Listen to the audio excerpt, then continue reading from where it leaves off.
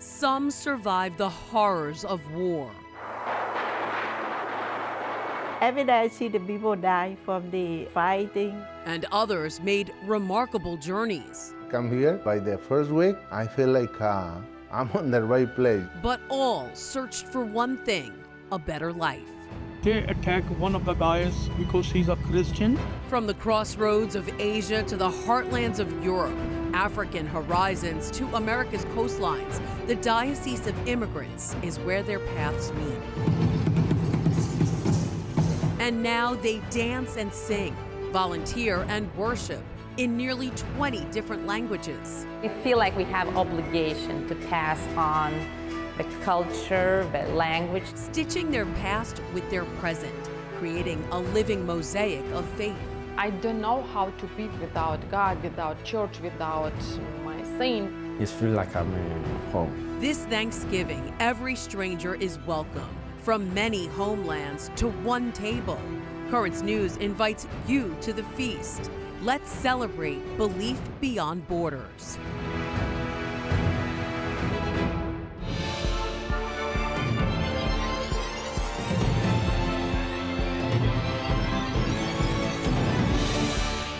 I'm Christine Persecuted. The city where your accent never had to apologize, where Sunday meant Mass and Monday meant double shifts. A new generation is still saying the same prayer, that God and hard work will carry their family further than any ship, any plane ever could. Tonight, we're sharing those stories. It's not an immigration debate. It's about family. It's about your block, your neighbors, your faith. We're walking through the doors most cameras never bother to knock on. And we're starting in Maspeth with Jessica Easthope. Christine, you don't have to look far to see that Maspeth, Queens is pulsing with Polish pride. The signs are everywhere. And so are the storefronts. The people here bleed red and white. And in this community, don't even try to joke about pierogies or the Pope. That brings me to Kasia Żukowska. She says after 30 years in the States, she feels more Polish today than ever before, thanks to a bond she shares with a fellow Pole who changed the world. This is John Paul II. This is a medal. It was 25th anniversary of John Paul II Foundation. They were blessed by John Paul II. These are different pictures of John Paul II that I'm collecting. This is like a very old tape, different DVDs that I collect, some of it. It started long before he was a saint. This is another pile of the books. A love of John Paul II takes up space in Kasia Żukowska's Maspeth home, and even more room in her heart. He knew how to connect people from different religions and cultures without putting them down. He followed me all the way, and he is part of my life continuously. This was the day when I flew. Kasia first came to the United States in 1995 for what should have been a short visit, eventually leaving her home country for another. What was supposed to be 1 year became much, much longer. And wherever I go, I will always make sure they know where I came from. Kasia, a parishioner at Holy Cross Church, belongs to a Polish singing group, writes for the Polish-American newspaper, is the vice president of the New York Society of John Paul II Foundation, and has published 2 books of poetry in Polish. She's a mom and a healthcare administrator, too. But her accomplishments don't define her. Her faith does. It's about how you feel at the end of the day, and if you can say, okay, today I did good. I was a good human being. Kasia prefers to keep her struggles and her faith close and personal, but proclaims how God has saved her time and time again. Her patience is far from that of her favorite saint. Without faith, I will not be here. Holy Cross Church, it became my second home or first home, in the United States. I have been with this parish from the moment I came in. The role her parish has played in her life has taken on many shapes over the years. I saw how the church community helped people survive being outside of their own country. Because it's not always easy being outside your country and looking inside yourself. Christine, after all this time, Kasia says she's still 100% Polish and 100% devoted to St. John Paul II. She's a living reminder that faith isn't just what brought her to the Diocese of Immigrants, it's what keeps her whole. In Maspeth, Jessica Easthope, Currents News. 8.8 million people call New York City home, and more than 3 million of them were born somewhere else. But tonight, we aren't talking about numbers. We're talking about one faith that refused to stay behind when they crossed the ocean. Let's meet some of those Catholics now. First up, a tiny church on Linden Boulevard.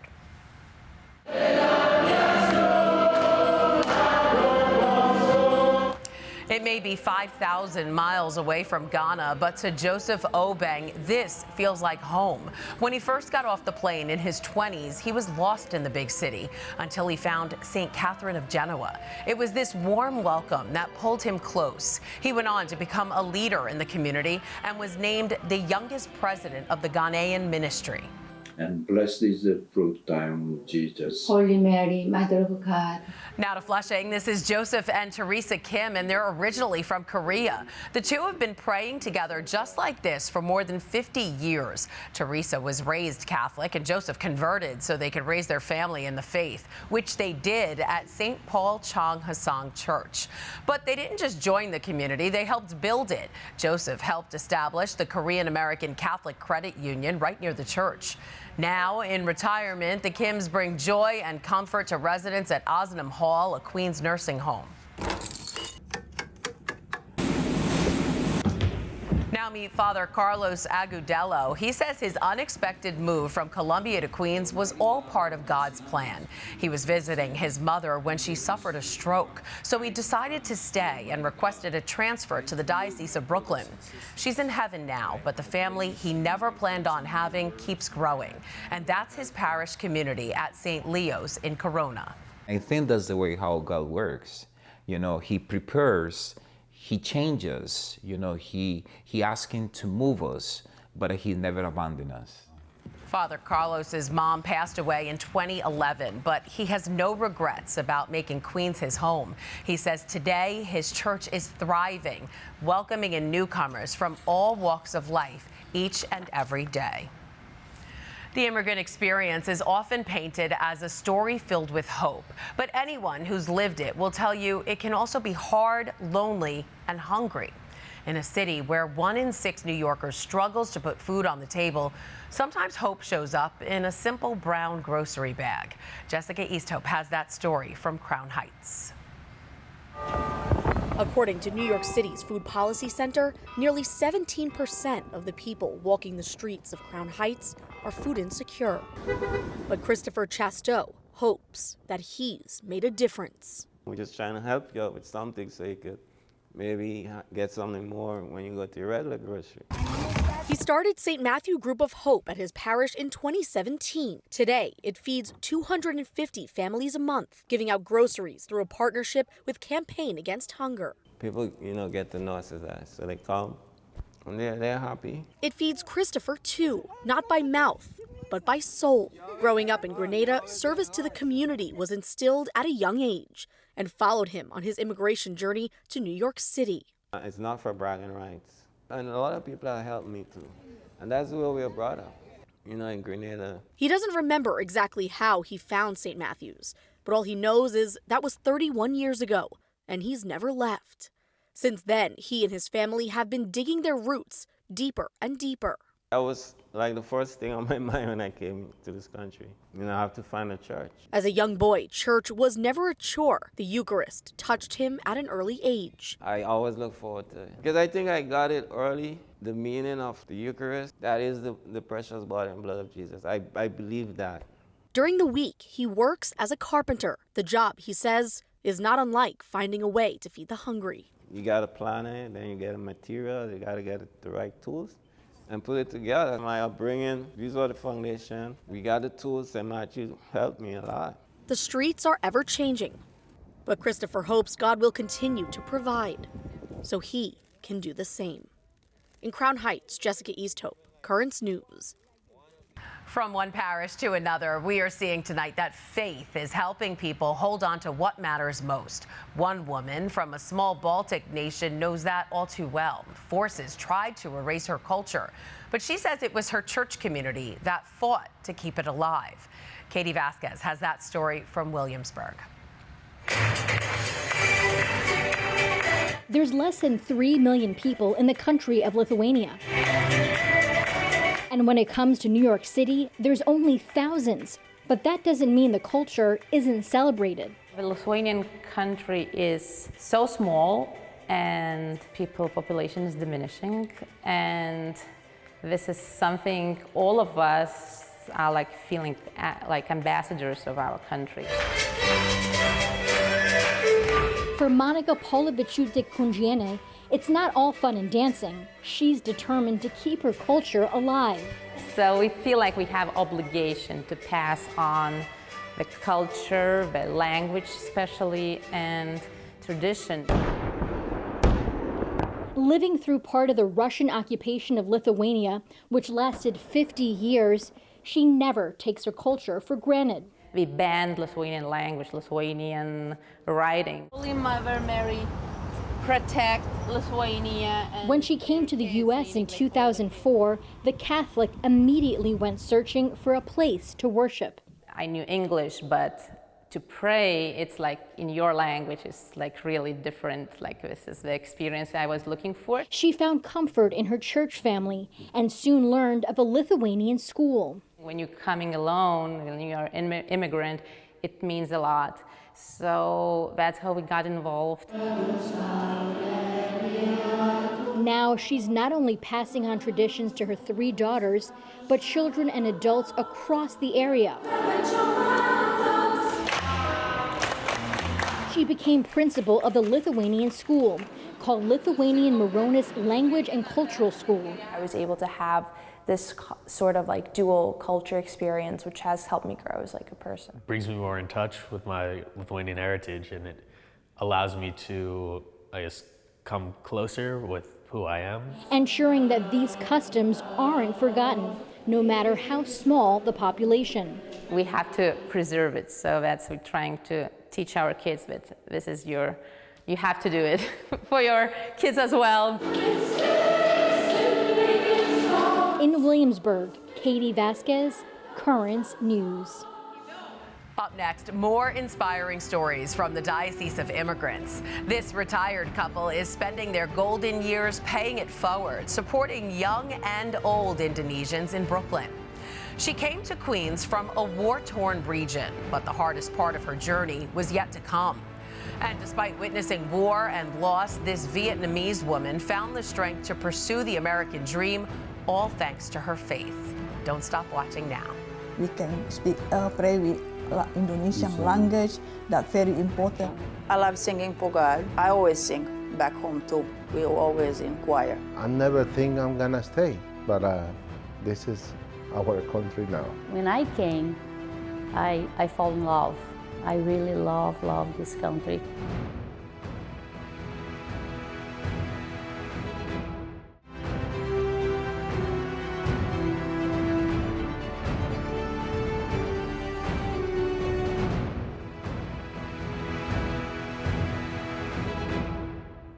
For countless newcomers, America remains the land of opportunity. And tonight, we are introducing you to the people who turned that promise into a reality.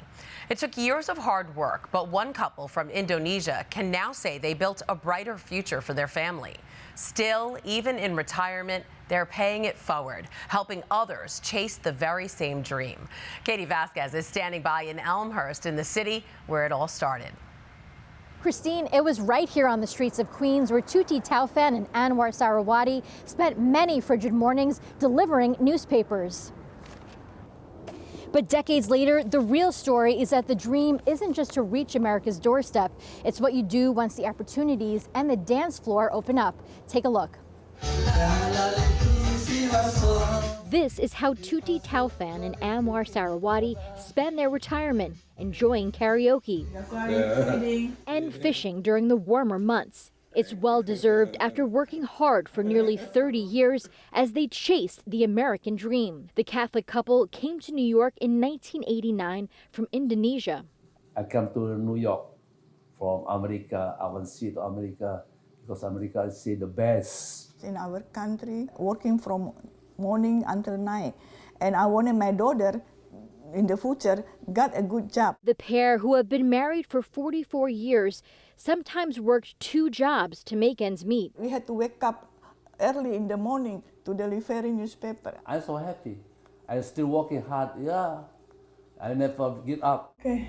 Tuti was able to go to college and get a degree in accounting, which she now puts to use as the treasurer of the Indonesian apostolate in the Diocese of Brooklyn. 2 years after arriving to the U.S., they found the Indonesian Mass and were overjoyed to pray in their native language. We meet with fellow Indonesian.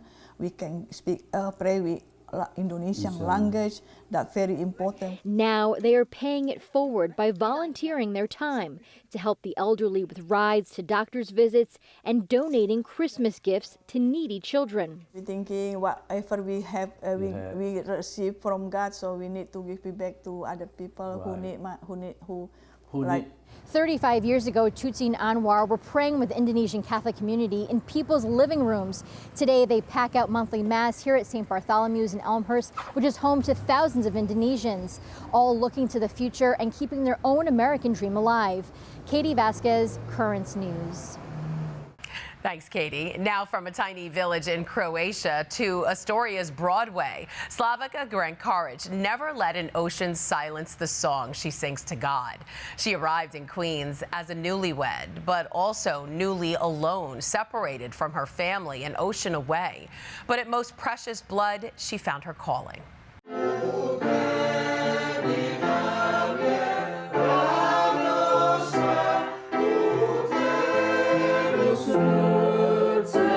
Singing in the choir there and finding her footing, but then a new challenge, breast cancer.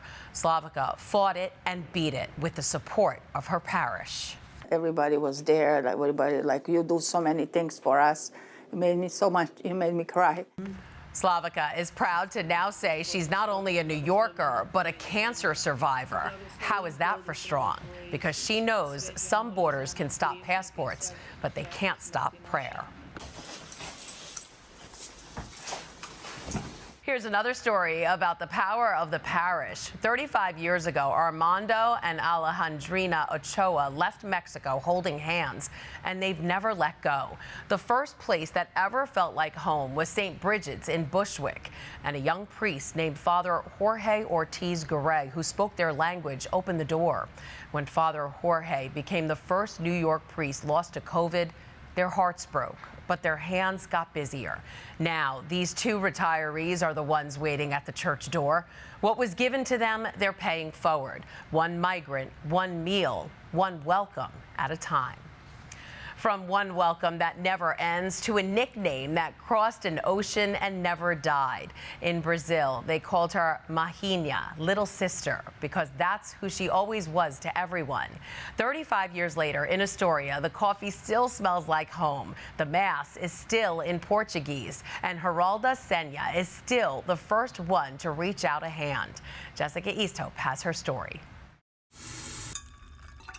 The smell of Brazilian coffee fills Geralda Senna's Astoria apartment. It's a small part of home that followed her to the United States. It keeps her grounded in her culture.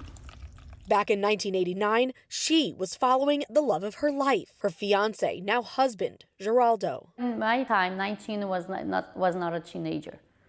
19 was a very grown up. When I came, I fall in love. I really love this country. Today, she's a business owner and mother of 2 boys. But when she arrived as a young woman, the Brazilian community she's come to rely on was just starting out. It was not a big community.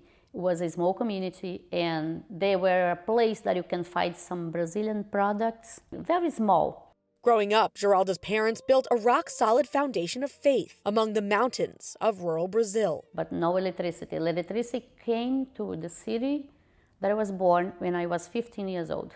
You know, everybody was brothers and sisters, and everybody support each other. For Geralda, being a sister took on a new meaning. When I was living in Brazil with someone called Geralda, I would not look back because I didn't recognize that was my name. Everybody calls Maninha, Maninha, Maninha. The family nickname, meaning little sister, is how she's known today to her church community at St. Rita's in Long Island City and to the members of the Brazilian apostolate. I really like the idea of being like a little sister. And I try to be a sister to the the people that need me and in any way that I can help. Geralda couldn't bring her family's farm or the mountains with her, but when she's at church, she has it all. I have the parish as a second home, sometimes as a first, but when you are in a church and everything is proclaimed in your language, is very different. She's never had to worry about who was following when it comes to her faith. Keep God above all. If He's first, everything is right.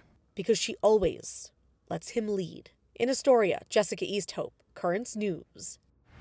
Next, meet Anna Marie Mistretta Ponetto, third-generation Italian-American, Gravesend proud. A century after her grandparents stepped off the boat with nothing but rosaries, she's the one keeping the language alive, one Italian Hail Mary at a time. But she's not just saving words, she's keeping a promise. Katie Vasquez has her story right now. As the bells ring out at Our Lady of Grace Church in Gravesend, Anna Marie Mistretta Ponetto is reminded of one of her favorite places. Whenever I'm in Sicily, I love hearing the church bell. Ave Maria, piena di grazia. And she begins to pray the Hail Mary in Italian. Coming from an Italian-American home, we weren't really encouraged to speak Italian. So I actually learned through song. You said you didn't grow up speaking the language, so what made you want to learn it? It's important because my generation, we have to teach our children to pick up the ball and carry it. Our ancestors made huge sacrifices for us. And her ancestors, who hailed from Sicily and the mainland, are remembered fondly. If you go into your family history, you will see that there's much to be proud of. She keeps prayer cards and statues that have been passed down over the years next to her bed, a reminder that her heritage and faith go hand in hand. They were always very faithful, many of which were very, very poor, but they always had their faith. And that was the most important gift, I think, that they gave their families. Anna Marie is a member of the Italian apostolate in the Diocese of Brooklyn. She attends the Italian Mass on Saturdays at the Co-Cathedral of St. Joseph, an experience that connects her with her culture and religion. I'm speaking in my language, and the music, I think the music is a very big, important part of any Mass, but specifically to hear the music in your native language. It brings it, it elevates it. And she hopes others will be motivated to keep their family history alive, so traditions are passed on. If our generation doesn't do this, then it'll be left in the past. In Gravesend, Katie Vasquez, Currents News. There's a lot more news headed your way. They stepped together in sync in faith. How this prayer leader has been front row for her immigrant community.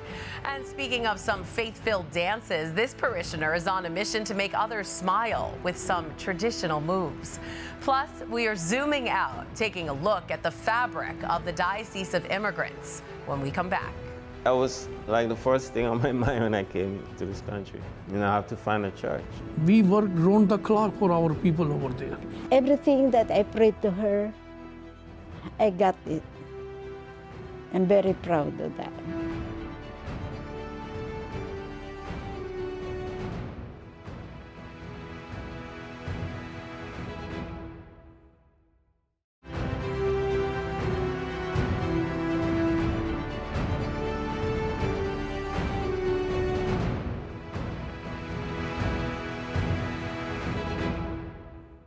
My Win left Vietnam with 4 children and one hope, a future. Jungles, boats, refugee camps. She risked death so her children wouldn't have to. Today in Elmhurst, the same hands that held them throughout that storm paint peaceful landscapes. Jessica Easthope tells us faith turned her nightmares into color.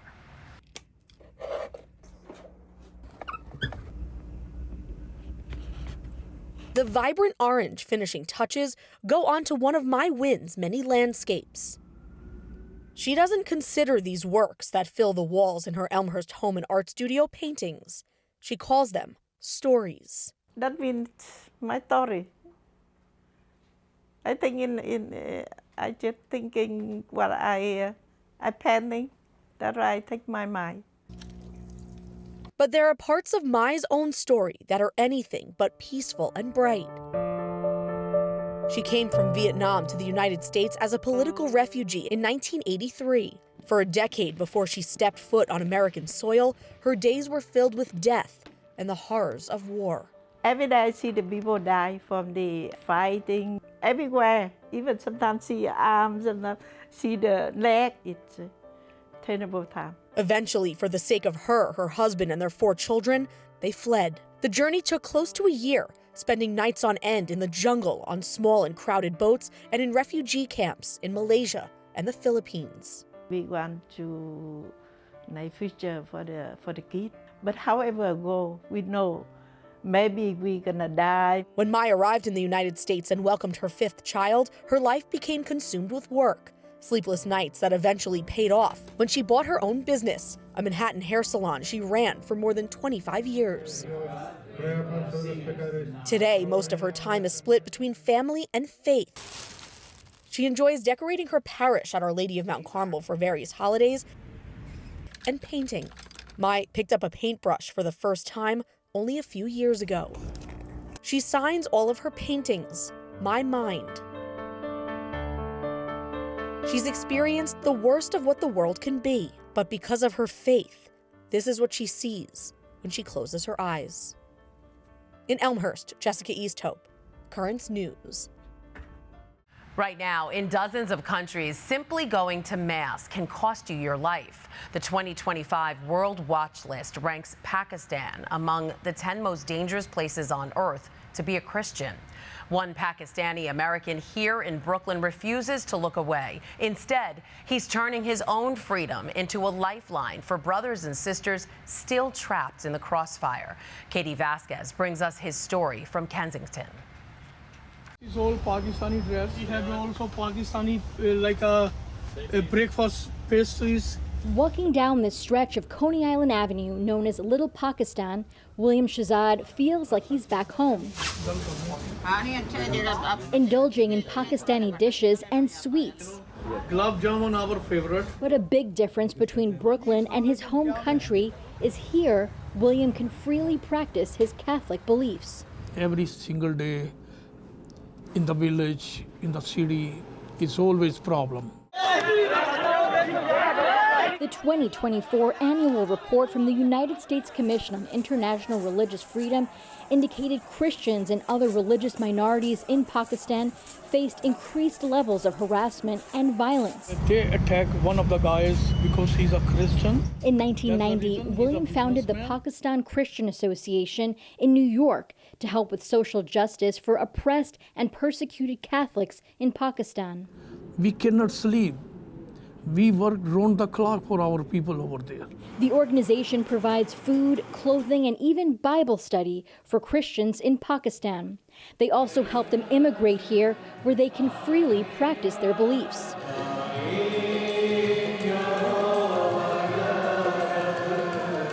William was instrumental in bringing an Urdu Mass to the Diocese of Brooklyn in 1992. My mother-in-law also told me, Shahzad, why you not start arrange somewhere Urdu Mass? Because I don't understand English Mass.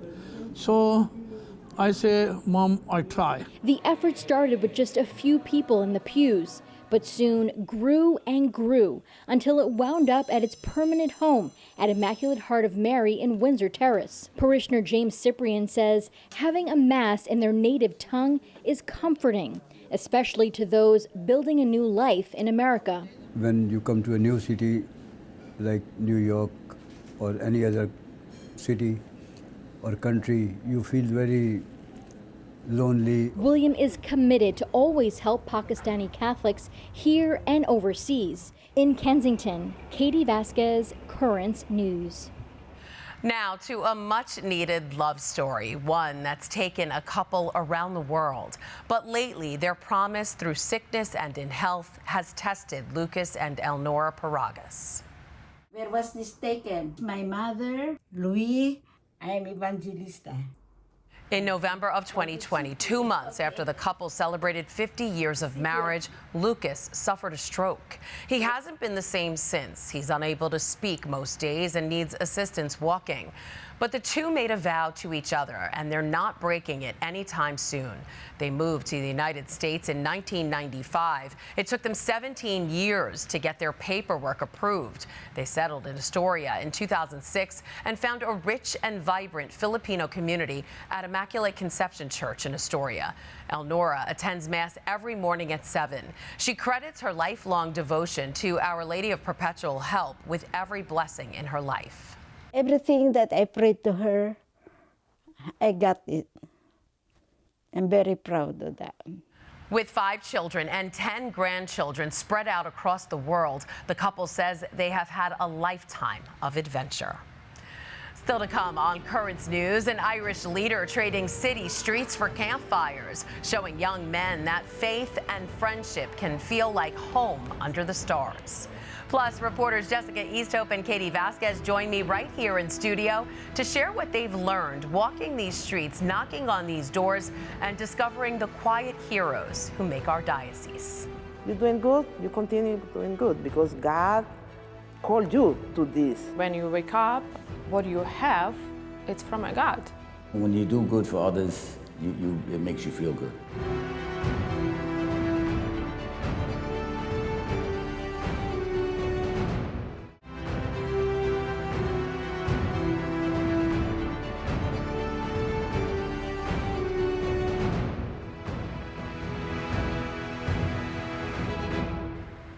Queens is one of the most diverse places on the planet. There's more languages, more cultures, more stories per square mile than anywhere else. Tonight, Jessica Easthope introduces us to a woman who took needle, thread, and a whole lot of nerve straight from a tiny apartment in Brighton Beach to one of the biggest fashion houses in the world. Here she is. The smallest details matter. In the back room at Yves Saint Laurent in Manhattan.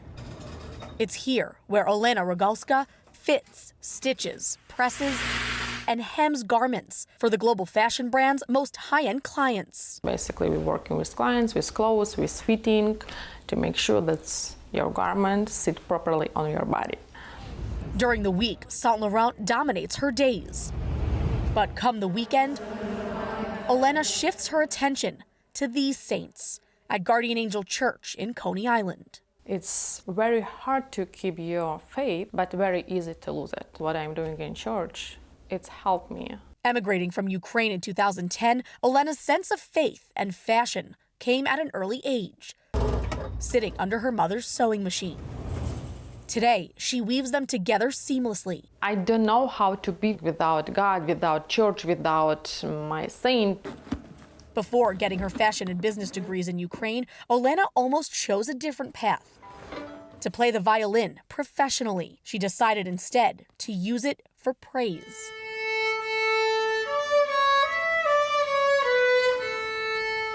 It's helped me to be close to not only church, to be close to God.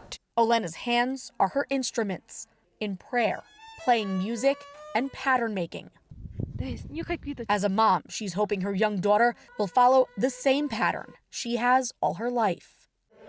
Guardian Angel's Ukrainian Mass can offer much-needed relief, thinking of family and friends in Ukraine fearing for their lives on a daily basis. Every day you have alarm. Every day you need to hide. When people need some hope, it's helped a lot. Olena has made sacrifices for her family and her career, but her life is filled with gratitude. When you wake up, what you have, it's from a God. Because wherever she finds herself, she's at home in her faith. Jessica Easthope, Currents News. Immigrants like Olena didn't just survive the journey, they made the city more beautiful because of it. That leads us to our next profile, but this time we're dancing through life.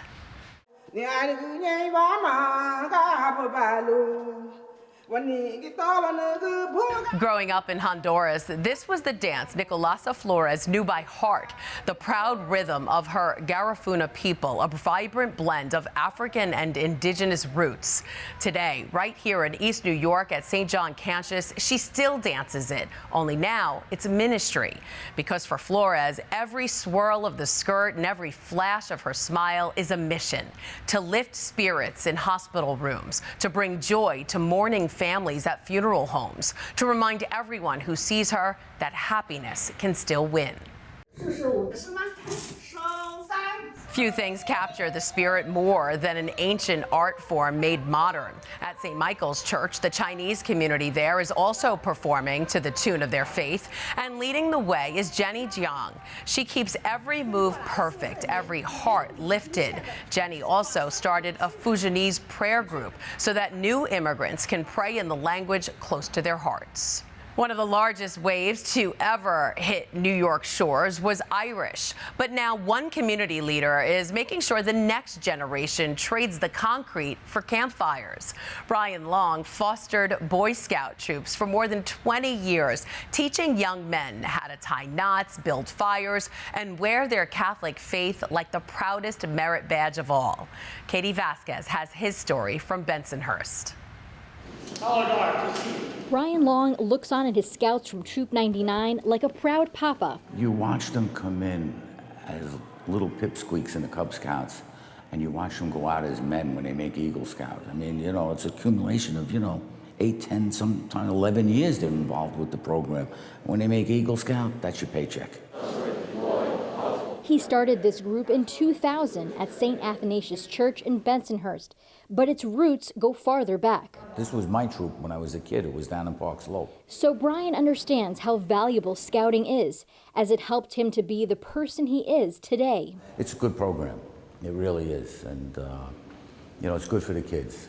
Any of the kids that stayed with it, stuck with it, they all did very good. On top of being a member of the Irish ministry and a parishioner at St. Francis de Sales Church in Bell Harbor, Brian leads the Catholic Committee on Scouting for the Diocese of Brooklyn as chairman. One of his main responsibilities is hosting the Peace Light, a continuous flame that originates in the Church of the Nativity in Bethlehem. Then scouts transfer the flame across North America. They want to hold the lantern, can I get one? And, it's a great thing. I think the simplicity of the whole thing is what makes it magical. These scouts say through his leadership, it has made them better people overall. He's helped me a lot because without scouting, I wouldn't be where I am today. Because of all the leadership roles I have. There is no Troop 99 without Brian. He's dedicated so much of his time, money, and resources to helping us, and there would be nothing without him. Thank you. Although he's received lots of awards, it doesn't compete with the joy of watching the scouts succeed. It makes you stop and think of what's important, Life isn't just about yourself, it's about other people too, when you do good for others, it makes you feel good. You look pretty sharp there tonight. And he's looking forward to helping other scouts grow in the years to come. In Bensonhurst, Katie Vasquez, Currents News. Don't go anywhere. We're not done yet. In just a moment, Jessica Easthope and Katie Vasquez join me here in studio to take us deeper into the stories. And then one final beautiful look at the everyday heroes who hold up our parishes, our neighborhoods, and our faith. We have to preserve it. You have to do it for your kids as well. They always had their faith. And that was the most important gift, I think, that they gave their family. I can say very easily without even thinking that if I didn't have my faith, I would not be able to survive many battles that I have in my life.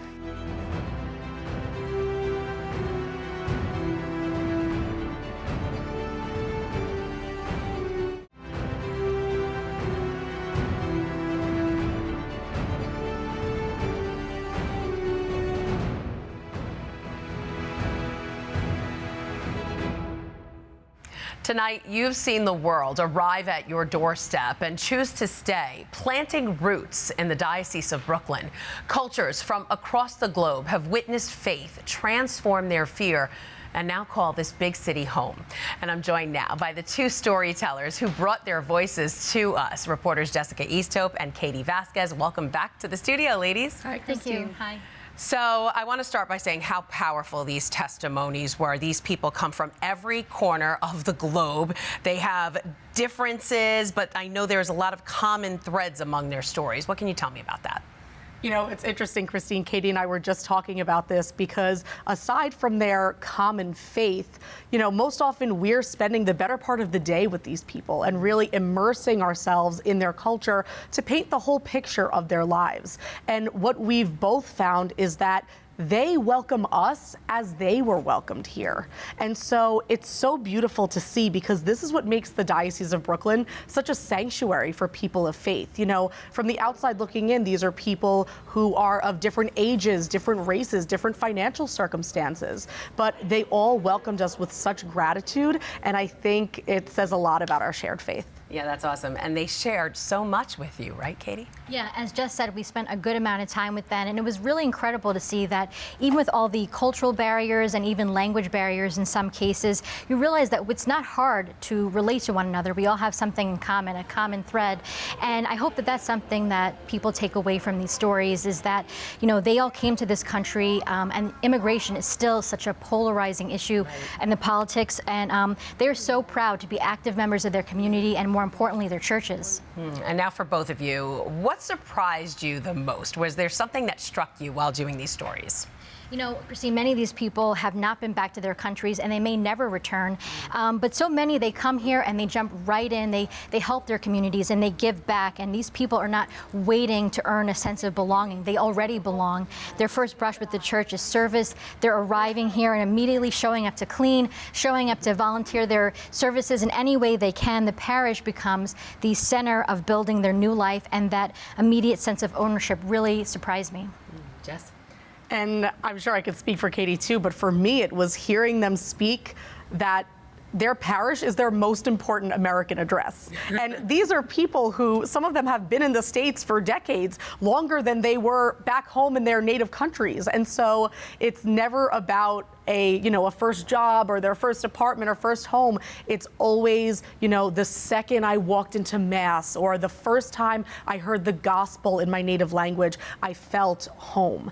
And I think it's so beautiful because it makes you realize that it's not language or culture or clothing or food or music that keeps these people closest to where they're from. It's their faith.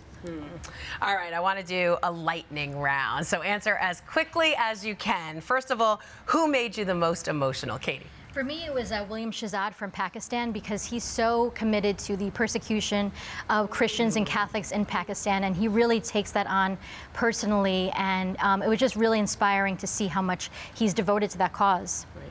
Jess? My win from Vietnam, by far. She came as a political refugee and really saw a lot of horror in her life. Amazing stories. All right, who was the shyest? Definitely Joseph from Ghana. He was really hard to pull anything out of him. I think he's just very modest, and to him, he doesn't seem like it's like a big story, but you know, he does have an incredible story. He came here for a better life like so many people, and it's just nice to see him here and thriving. All right.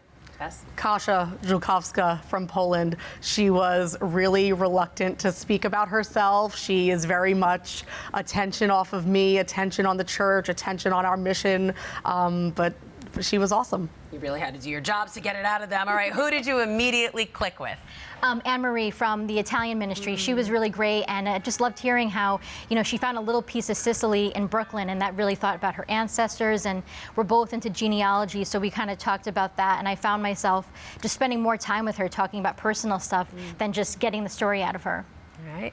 I have to say Kasia is one of them again. She was so, and you know, the second I got there and realized how amazing her story was and how amazing she was, I was like, see, I told you this was gonna be great. And also Geralda Senna from Brazil. She was so warm, and her and her husband, Geraldo, welcomed me in immediately and showed me their wedding video, and it was really awesome. Really great people. Guys, thank you so much. I hope you have a wonderful Thanksgiving. Thank you. You too, Christine.